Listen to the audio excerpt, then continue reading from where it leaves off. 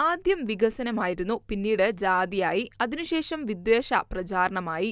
ലോക്സഭാ തിരഞ്ഞെടുപ്പിന്റെ 5 ഘട്ടം കഴിയുമ്പോൾ പ്രധാനമന്ത്രി നരേന്ദ്രമോദിയുടെ പ്രസംഗങ്ങളിലെ ഗതിവ്യതിയാനം വ്യക്തമാണ്. കോൺഗ്രസ് തിരഞ്ഞെടുപ്പ് പ്രകടനപത്രിക പുറത്തിറക്കുന്നതുവരെ ശാന്തമായി പ്രചാരണം നടത്തിയ മോദി പെടുന്നനെ ഉഗ്രരൂപം പൂണ്ടു. പിന്നീട് രാജ്യം കണ്ടത് പ്രധാനമന്ത്രിയുടെ ഭാഗത്തുനിന്നുണ്ടായ വലിയ വിദ്വേഷ പ്രസംഗങ്ങളാണ്. മാർച്ച് 17 മുതൽ മെയ് 15 വരെ നരേന്ദ്രമോദി നടത്തിയ 111 പ്രസംഗങ്ങളിൽ ഏറ്റവും കൂടുതൽ കടന്നാക്രമിച്ചത് രാഹുൽ ഗാന്ധിയെയും അദ്ദേഹത്തിന്റെ കുടുംബത്തെയുമാണ്. ബിജെപിക്ക് 400-ന് മുകളിൽ സീറ്റെന്ന ആഹ്വാനവുമായാണ് മോദി പ്രചാരണം ആരംഭിച്ചത്.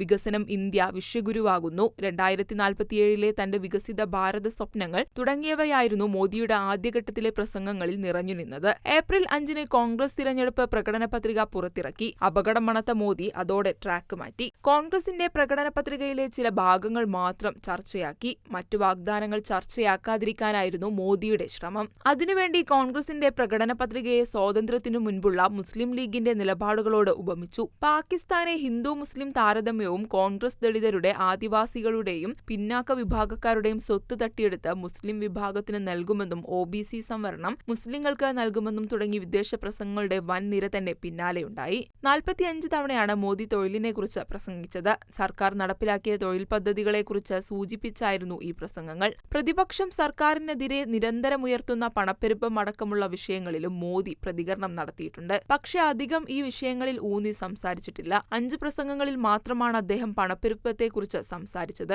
പണപ്പെരുപ്പം നിയന്ത്രണത്തിലാണെന്നായിരുന്നു ഈ പ്രസംഗങ്ങളിൽ മോദിയുടെ വാദം. 10 പ്രസംഗങ്ങളിൽ കേന്ദ്ര പദ്ധതികളെക്കുറിച്ചും പ്രതിപക്ഷ പാർട്ടികൾ നടത്തിയ അഴിമതിയെക്കുറിച്ചും മോദി സംസാരിച്ചു. പ്രകടനപത്രികയാണെന്ന് പറഞ്ഞു. കോൺഗ്രസ് തിരഞ്ഞെടുപ്പ് പ്രകടനപത്രിക പുറത്തിറക്കുന്നതിന് മുൻപ് മോദി നടത്തിയ 10 പ്രസംഗങ്ങളിൽ ഇന്ത്യ വിശ്വഗുരുവായി മാറിയെന്ന പ്രചാരണം മോദി നടത്തി.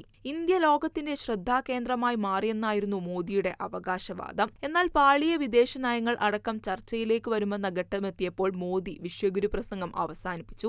കോൺഗ്രസ് തിരഞ്ഞെടുപ്പ് പത്രിക സ്വാതന്ത്ര്യത്തിനു മുൻപുള്ള മുസ്ലിം ലീഗിന്റെ നയങ്ങളാണെന്ന് പറഞ്ഞുകൊണ്ടായിരുന്നു ഏപ്രിൽ 6-ന് രാജസ്ഥാനിലെ അജ്മീറിൽ നടത്തിയ പ്രസംഗത്തിൽ മോദി വിദ്വേഷ പ്രചാരണത്തിലേക്ക് ട്രാക്ക് മാറ്റിയത്. 34 പ്രസംഗങ്ങളിലാണ് മോദി മുസ്ലിം ലീഗ് പ്രകടന പത്രിക ആരോപിച്ചത്. 17 തവണയാണ് പ്രതിപക്ഷം ഹിന്ദുവിരുദ്ധമാണെന്ന് മോദി ആരോപിച്ചത്. 26 തവണ അയോധ്യയിലെ രാമക്ഷേത്രം പരാമർശിച്ചു. 67 പ്രസംഗങ്ങളിലാണ് പ്രധാനമന്ത്രി BJPക്ക് 400-ന് മുകളിൽ സീറ്റെന്ന ആഹ്വാനം നടത്തിയത്. ഏപ്രിൽ 21-ന് രാജസ്ഥാനിലെ ബൻസ്വാരയിൽ നടത്തിയ പ്രസംഗത്തിൽ അദ്ദേഹം വിദ്വേഷ പ്രചാരണം കൂടുതൽ ശക്തമാക്കി.